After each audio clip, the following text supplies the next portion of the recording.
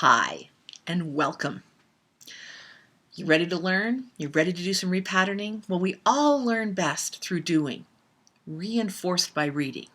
And that's why I've already sent into your inbox all the notes that are going to be in this next video. So there's no need for you to take notes. Just experience belief repatterning.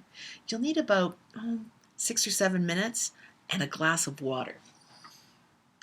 You'll see why in a minute. So learning happens in two main ways: repetition and emotion. Doing something over and over again, rote learning, it'll work. It's boring, but it'll work.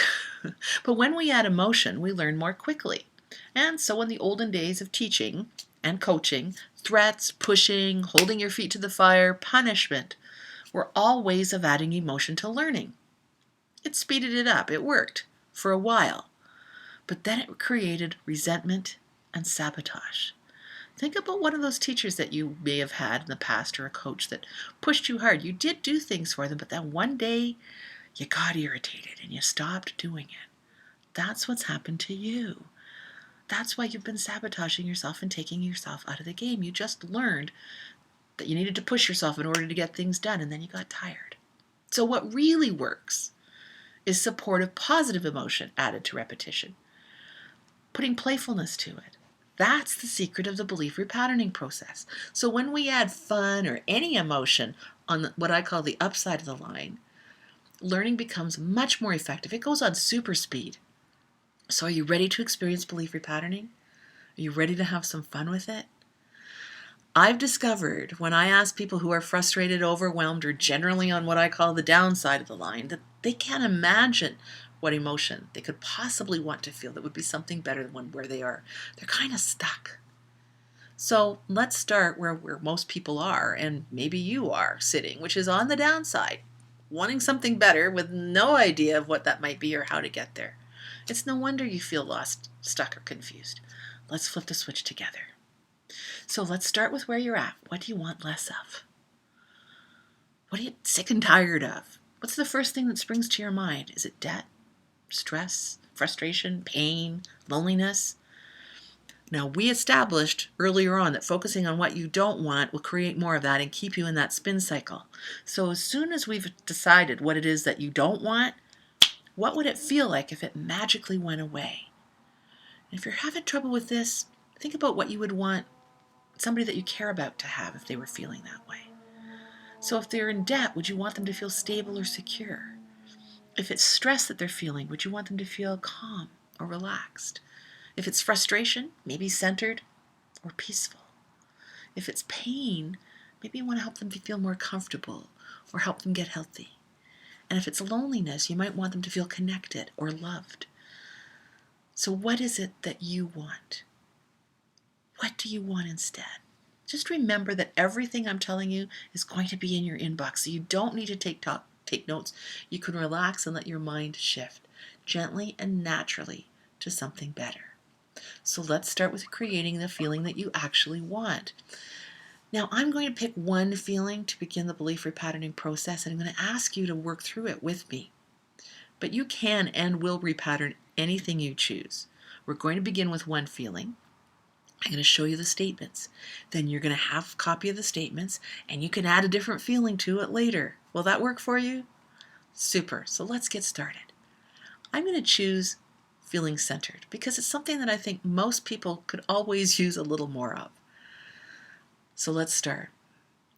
Oh, before we do, let's take a sip of water.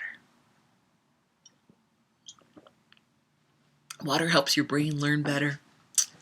So, I forgive myself for believing the way things have been is the way they have to stay. So repeat that with me, and I'll do it in a couple of sections for you. I forgive myself for believing that the way things have been is the way they have to stay. Breathe it in through your nose and out through your mouth. I give myself permission to dissolve that old spin cycle by feeling centered. I give myself permission to dissolve the spin cycle, that old spin cycle, by feeling centered.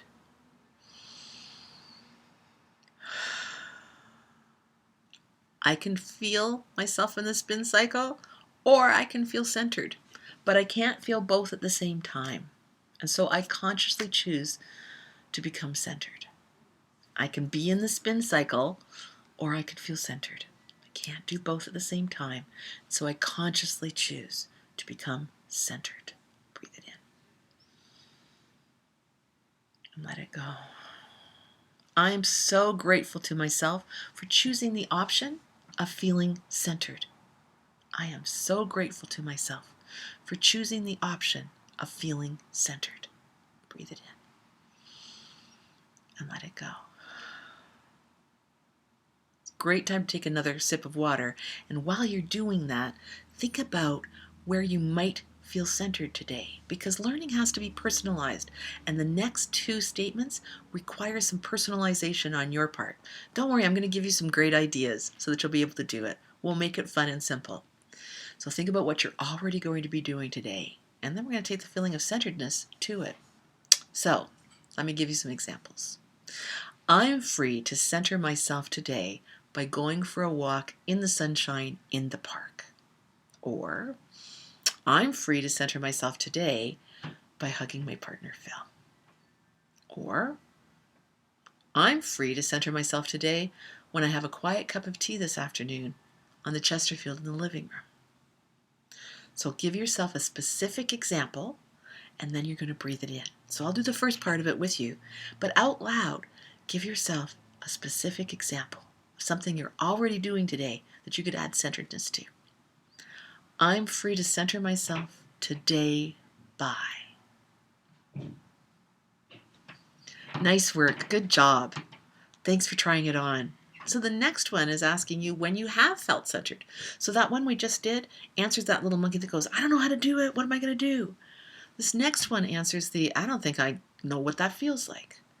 So I'm going to ask you to think of a time when you felt centered. It doesn't have to be big and huge. It can be really, really simple. I know what it feels like to be centered. So I'll give you a couple of examples. I know what it feels like to be centered. It happened today. Let me think. It happened today when I had that apple for my snack. That felt centered. Or I know what it feels like to be centered. It happened yesterday when I saw Rita and gave her a big hug. It was so great to reconnect. I felt centered. So think of something that you've done, something simple. It does not have to be a fly to the moon and back again before breakfast kind of thing. Just when did you feel centered? I'll do the first part with you, and then you complete it with an example from your own life. I know what it feels like to be centered. It happened today when I. Or maybe it happened yesterday when I. Or even it happened on the weekend when I. Just find an example and breathe it in. And then the final seventh step, I'm becoming more centered, and that feels like me.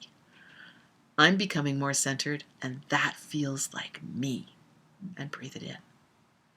Now, I know this seems simple, but trust me, repetition combined with positive emotion is the key to rapid learning. It doesn't have to take 30 days or 21 days or 90 days to a new habit.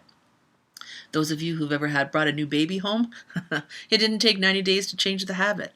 Or if you've bought a new house, you don't keep driving to the old house for 21 days when one day miraculously you start driving to the new one.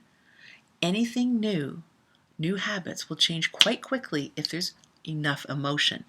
The repetition is important, but it's the emotion that really shifts the habit. New ways of thinking, that's all it is.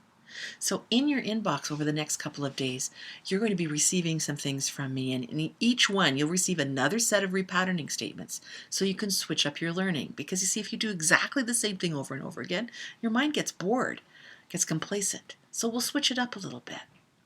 I promise I'll also every time share another quick practice that you can try on to support your conscious mind and your subconscious mind in learning the habit of positive self-talk.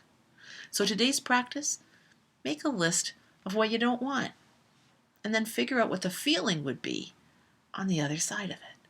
Remember, you hold the magic sprinkle test. You're the one who gets to decide how you want to feel. And so while you're going about your day, you can watch for ideas and evidence and decide what you'd be feeling if you had what you really want. So each day, pop a different emotion into the statements that you have. You can use different statements, different emotions. Please, one a day.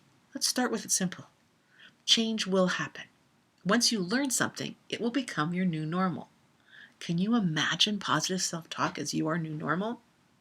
The 7-step belief repatterning process, represented in the patterning statements that you've just been through and outlined in the materials in your inbox and the ones I'll be sending you over the next few days, are the stepping stones on your pathway to creating what you really want.